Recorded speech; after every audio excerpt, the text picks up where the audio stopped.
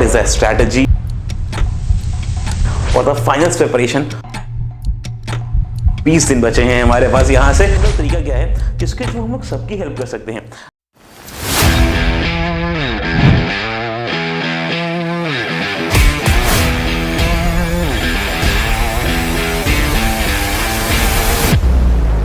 Hello मेरे बच्चों, I hope सब बहुत ही मस्त हो गया और इस समय तो और भी जम के पढ़ाई करोगे because this is the time for the finals preparation.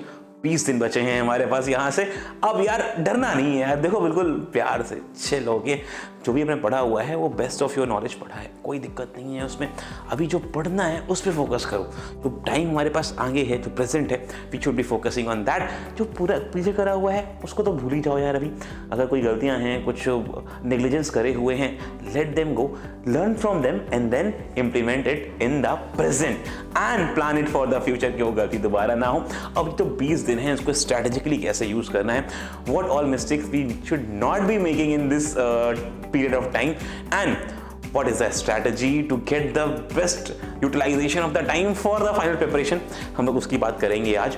और वीडियो को एंड तक देखना क्योंकि जो हम लोग आपसे डिस्कस करने वाले हैं it is going to skyrocket your marks if you follow it rigorously.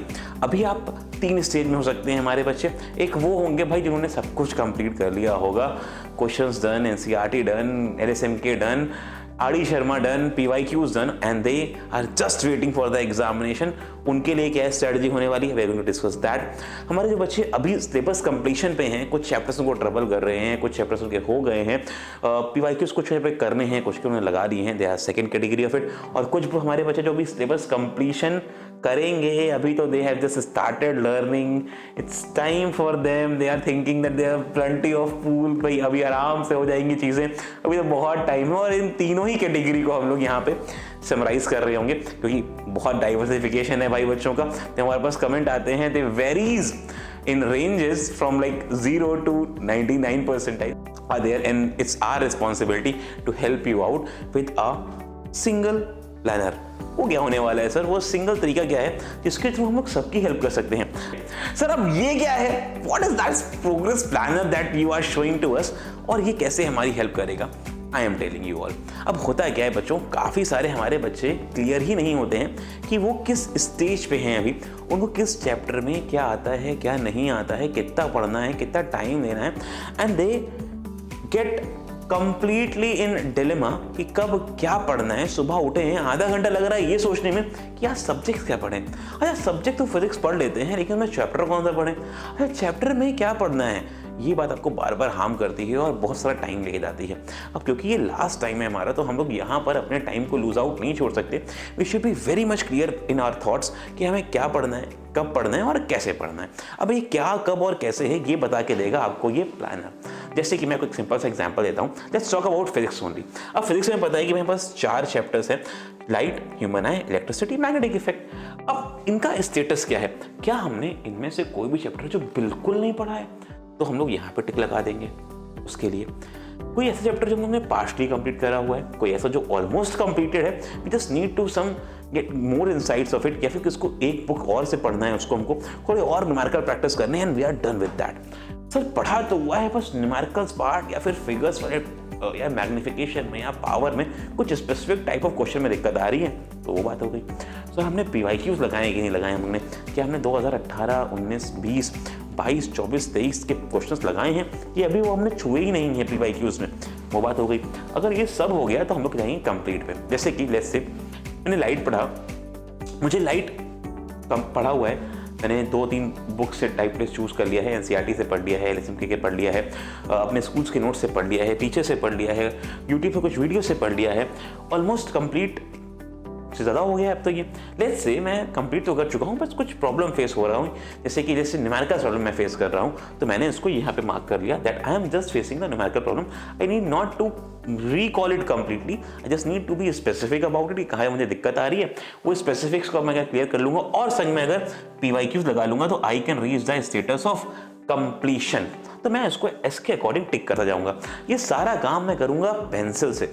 अगर मैं इसकी शीट निकाल लेता हूँ, प्रिंट आउट ले लेता हूँ और इस प्रिंट आउट को अपने स्टडी टेबल पर चिपका लेता हूँ, तो मुझे मेरे सामने स्टेटस ऑफ एवरी चैप्टर मिलता रहेगा। आई विल बी नोइंग कि यार मैं इस चैप्टर में कहाँ पर हूँ, मुझे कहाँ पे ज़्यादा टाइम देना है और कौन कौन से मेरे चैप्टर हो गए हैं।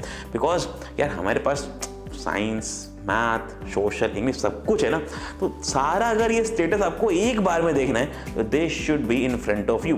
Those who are not very handy with pen and copy, they can use the Excel. And जैसे मैंने यहाँ पे टिक लगाया हुआ है, आप यहाँ पे जाएंगे, आप इंसर्ट में जाएंगे, आप इंसर्ट्स जाके सिंबल्स में जाएंगे, जैसे भी तो मैंने इसको चूज करा है, इसको हटा देते हैं। आप इंसर्ट में जाएंगे, आप सिंबल्स में जाएंगे, जैसे ही आप सिंबल में जाएंगे एक्सेल में तो आपको यहाँ पे सिंबल्स मिल जाएंगे for all that ticks and cross. आप यहाँ से सिंबल्स को चूज कर लेंगे और उस सिंबल को यहाँ पे मार्क कर देंगे, राइट, जैसा आपको सही हो। या फिर आपको अगर टिक क्रॉस नहीं लगा, जैसे यहाँ पे टिक लगा रहा है, तो लेट्स से मैंने इसकी PYQs भी करनी है, तो I can go to PYQs and mark the tick sign here, right. अगर मैंने ये टिक साइन मार्क कर दिया, इसका मतलब है कि भाई मेरा ये वाला पार्ट भी हो गया।